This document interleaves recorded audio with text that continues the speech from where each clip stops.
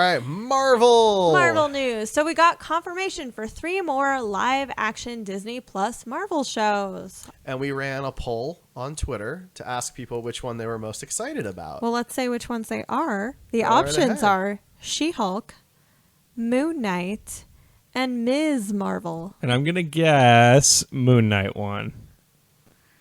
Do you have a guess, Ray? I don't know. I voted for She-Hulk because that is literally what I'm most excited about. So we have a tie.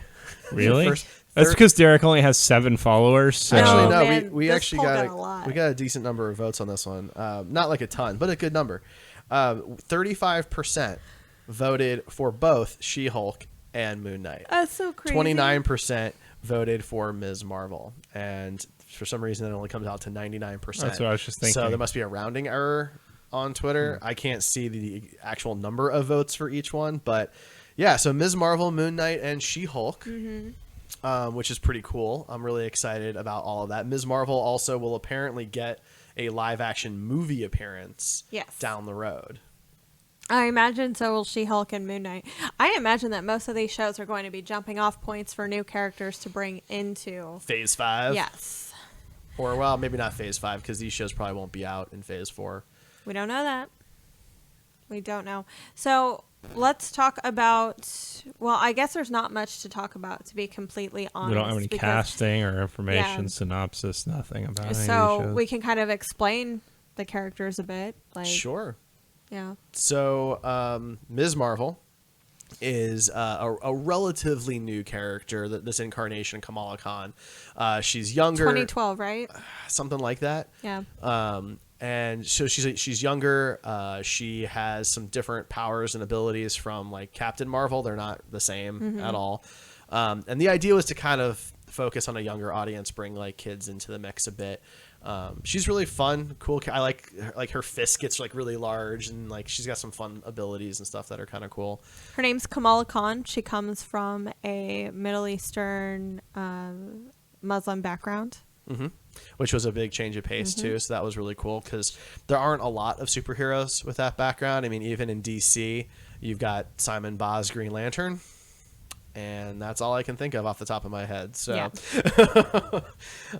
yeah. So the representation's not great, and so her being a woman as well, and well, she's really a girl, I guess. She is. She's like 15, 16. Is she even that old? I think so. Because like for a while she was going to school with like Miles. Okay, I didn't know that part. So that's cool. I know squat about Moon Knight, so Yeah, I don't know a ton either because I'm not really a comic reader, but I think it's an interesting character. I've read the wiki, and he's basically Marvel's answer to Batman these days. I don't think he originally was, but he has superpowers. he does. He also is super crazy, like is. Is that really one of his crazy. powers? Not like Batman. Where like, some he's issues crazy. are sociopathic. It's He like has multiple personalities, if I remember, dissociative identity disorder, and is like straight up schizophrenic, I believe. He's he's not neurotypical. yes. So is this one of those things where like the different personalities have different powers? No. Okay. He's just crazy. Okay. Yeah. Okay. Atypical. Okay. So I know he's a little more violent and stuff too. So that was Yes. a little bit surprising to see him as a Disney Plus show, given that they're Yeah, he's usually like a lot of times in the comic books he'll team up with Daredevil and Punisher, you know. I honestly thought we were going to see him more on Freeform. I figured he was going to be introduced Hulu. with Cloak and Dagger. Yeah, Cloak and Dagger is a or darker show. The Runaways, because it is. Like, within the first episode, you get drug references and an attempted assault. So it's a serious show.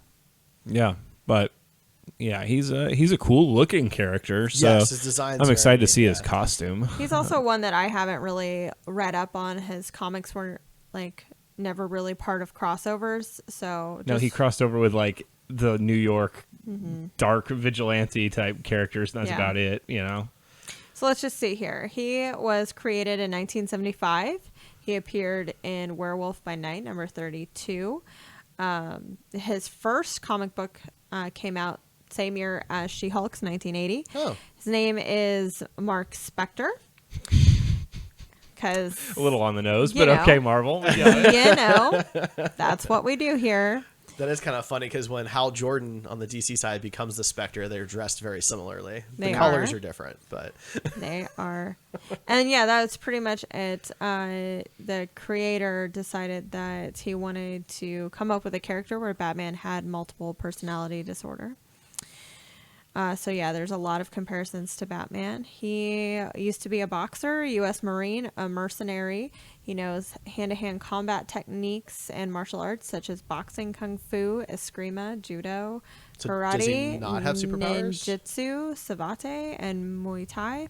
He's an Olympic-level athlete, a skilled acrobat, gymnast, excels as a combat strategist. okay, so he's peak human. Yes, he's Batman. Like that's pretty much how it comes. Sorry, to. I thought He's Batman, but I don't think he uses tech. So he's like Batman without a utility belt, or does Spectre gained his superhuman powers as a result of a visitation by the Egyptian moon god Khonshu. His strength, endurance, and reflexes are enhanced depending on the phases of the moon. I mean, that's cool, but it's basically Batman. He can lift several hundred pounds. I can lift several hundred pounds. Even during a new moon phase. So the fuller the moon, the more strength. At least one. Do you know what several means? No. I just don't think that's that powerful. Batman is literally shown like bench pressing 2,000 pounds at one point, and he's just peak human. So due to his multiple personalities, he is also resistant to some psychic attacks and sometimes receives prophetic visions. So it explains his symbol. I actually didn't know. The moon? Cool. Yeah, so that's kind of cool. Yeah. And That's his an name. interesting origin. He didn't just fall down a well and see some animal. Yeah, I mean, and as he's much as I like Batman. I think you'll like him because if they do it right, they won't shy away from his craziness. Like that's a main part of the character. Dissociative identity disorder is a big deal. I wonder Batman, if they it'll be an kind origin or not.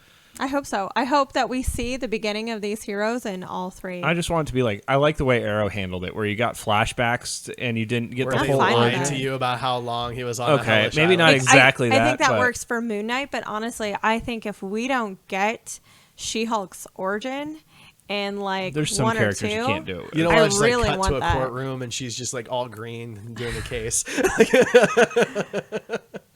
Because I don't know. I think that might be funny.